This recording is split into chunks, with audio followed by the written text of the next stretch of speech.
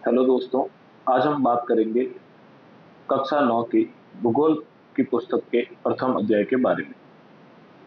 भूगोल की पुस्तक का प्रथम अध्याय है भारत की आकार और स्थिति। भारत विश्व की प्राचीनतम संस्कृतियों में से एक है। पिछले 5 दशकों में भारत ने सामाजिक आर्थिक रूप से बहुमुखी उन्नति की है। कृषि, उद्योग, तकनीक और सर्वांगीण आर्थिक विकास में अद्भुत प्रगति हुई है।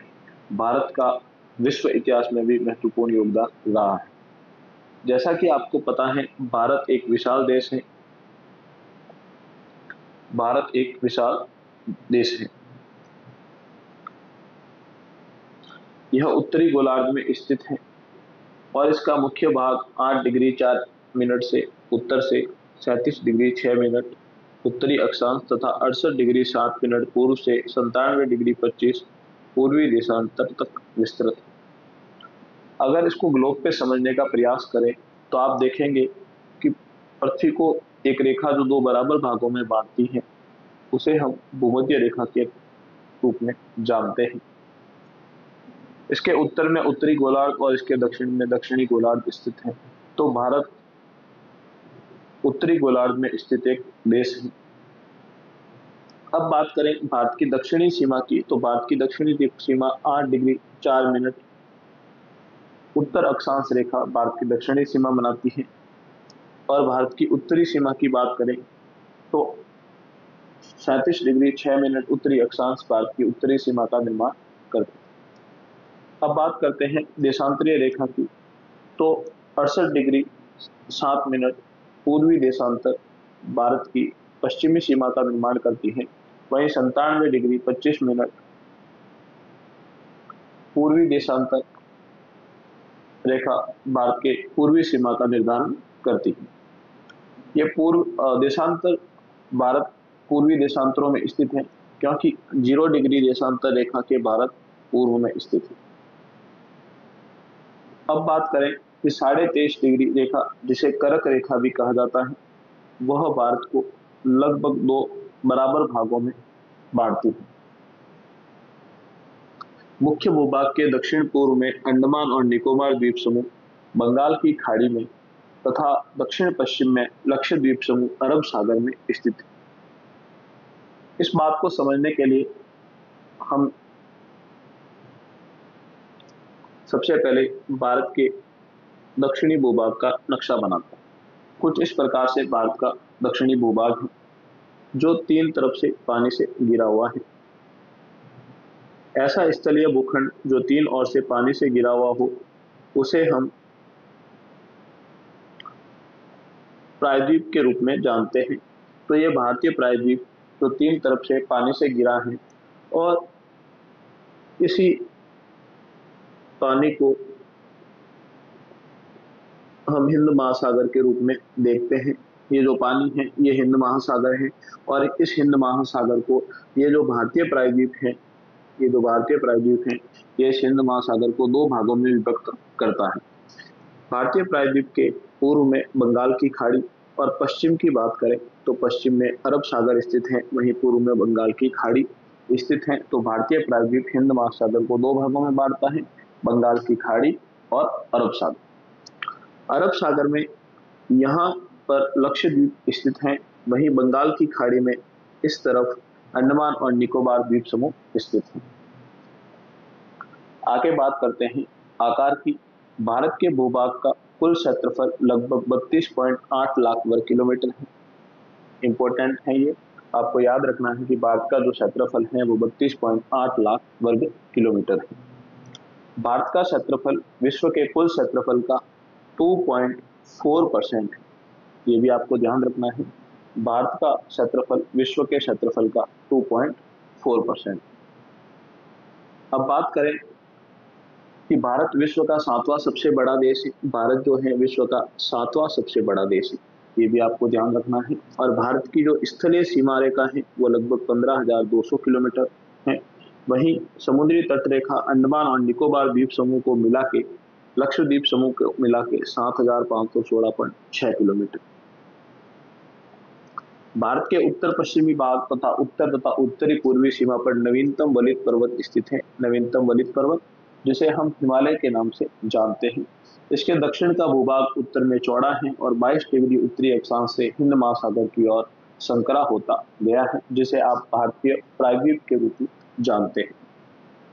इसके पश्चिमी भाग में अरब सागर तथा पूर्वी भाग में बंगाल की खाड़ी स्थित है। ये बात हम अच्छे से देख चुके हैं। चित्र 1.3 में देखिए कि अक्षांश और देशांतर का विस्तार लगभग 30 डिग्री में है। तो भारत में अक्षांश और देशांतरों का विस्तार लगभग 30 डिग्री में है, परंतु फिर भी पूर्व पश्चिम का विस्तार उत्तर दक्षिण के विस्तार की अपेक्षा कम प्रतीत होता है। गुजरात से अरुणाचल प्रदेश के स्थानीय समय में 2 घंटे का अंतर आता है। अतः 82.5 डिग्री पूर्वी देशांतर रेखा को भारत की मानक यामियोत्तर रेखा माना गया है, जो कि उत्तर प्रदेश के मिर्जापुर से गुजरती है। तो ये आपको ध्यान रखना है कि भारत की मानक यामियोत्तर रेखा कौन सी है, 82.5 डिग्री पूर्वी देशांतर रेखा, जो कहाँ से गुजरती है, उत्तर प्रदेश के मिर्जापुर से गुजरती है। अक्षांश का प्रभाव दक्षिण से उत्तर की ओर दिन और रात की अवधि पर पड़ता है। अब बात करते हैं भारत तथा विश्व। भारतीय भूखंड एशिया महाद्वीप के पूर्व में है। तो ये हम बात देख चुके हैं कि भारतीय भूखंड जो है एशिया महाद्वीप के पूर्व में स्थित है और पश्चिम के मध्य में स्थित है। भारतीय भूभाग एशिया महाद्वीप का दक्षिणी विस्तार है। भारतीय भूभाग जो है वो एशिया महाद्वीप का दक्षिणी विस्तार है। हिंद महासागर जो कि पश्चिम में यूरोपीय देशों और पूर्वी एशियाई देशों को मिलाता है, भारत को केंद्रीय स्थिति प्रदान करता है। देखिए, दक्षिण का पठार हिंद महासागर में शीर्षवत फैला हुआ है और पश्चिमी एशिया, अफ्रीका और यूरोप के देशों के साथ साथ पूर्वी एशिया के देशों से भी पूर्वी तट के माध्यम से निकटतम संबंध बनाए हुए। हिंद महासागर में किसी भी देश की तटीय सीमा भारत जैसी नहीं है। भारत की इसी महत्वपूर्ण स्थिति के कारण एक महासागर का नाम इसके नाम पे रखा गया, अर्थात हिंद महासागर।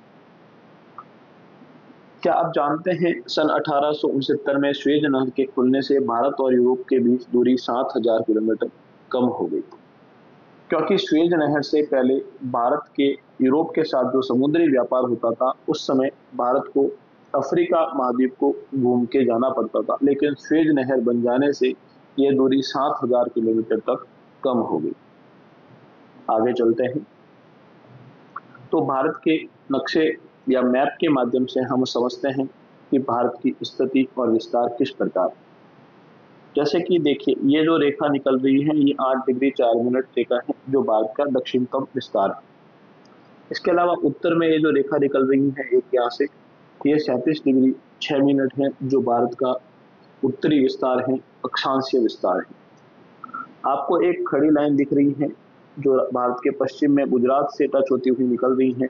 ये भारत का पश्चिमतम विस्तार है, जो 68 डिग्री 7 पूर्वी देशांतर रेखा है।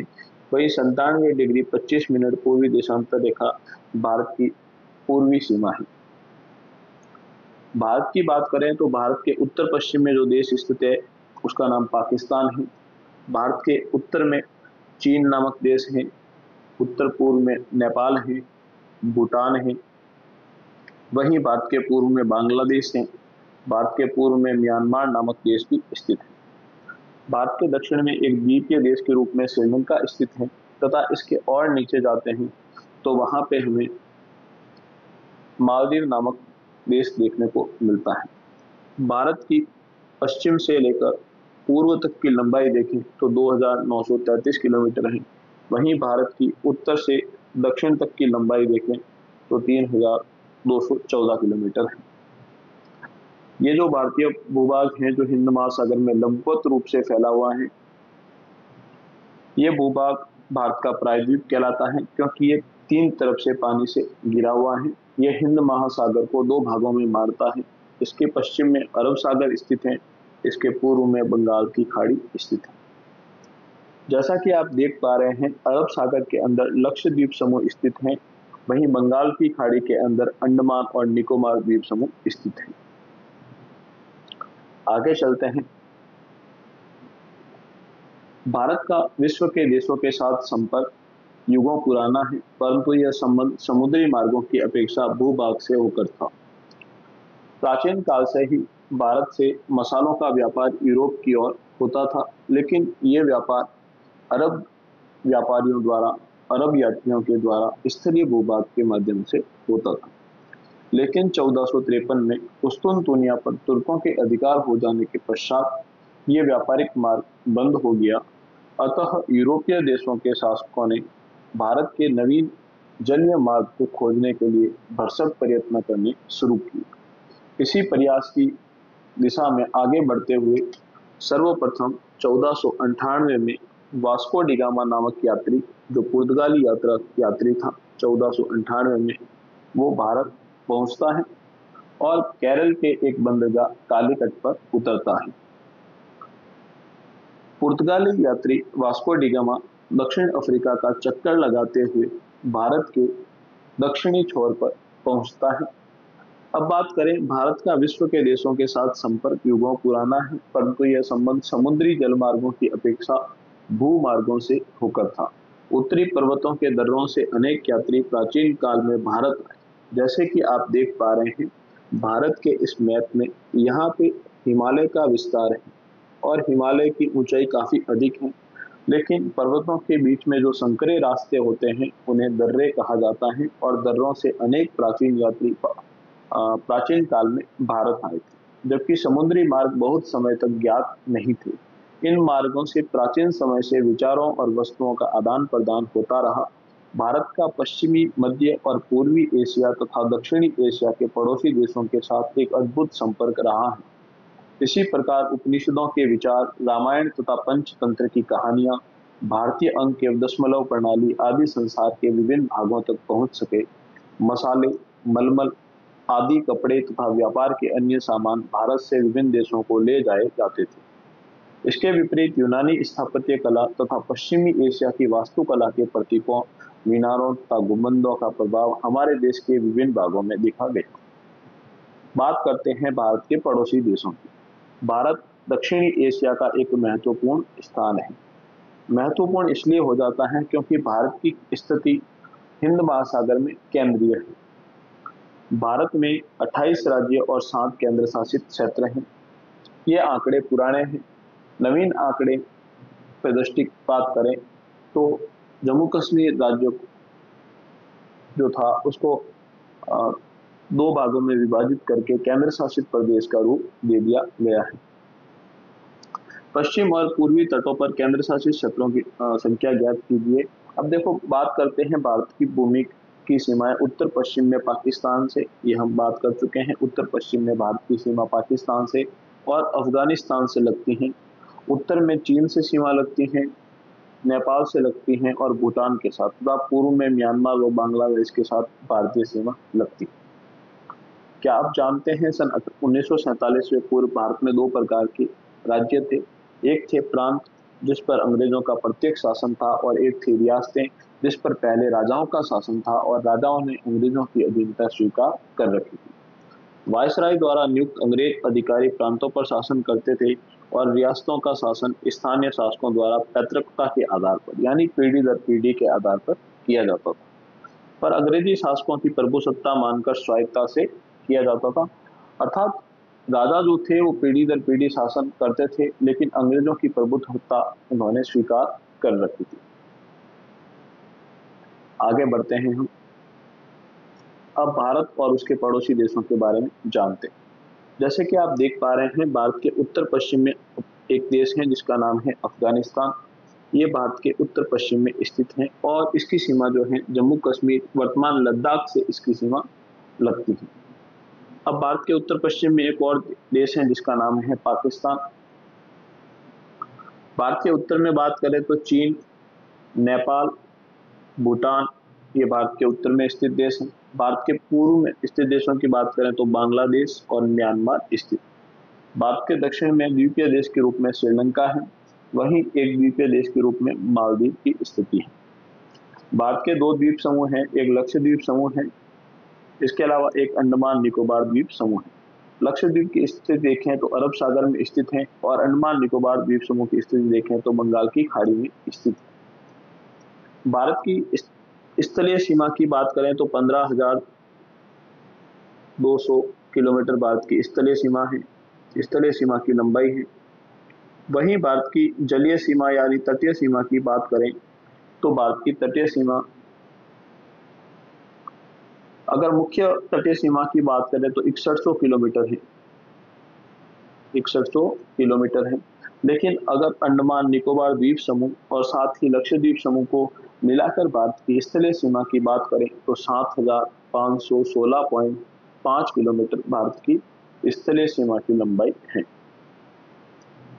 दक्षिण में समुद्र पार हमारे पड़ोसी दो द्वीप समूह राष्ट्र हैं, श्रीलंका और मालदीव। इसकी हम चर्चा कर चुके हैं।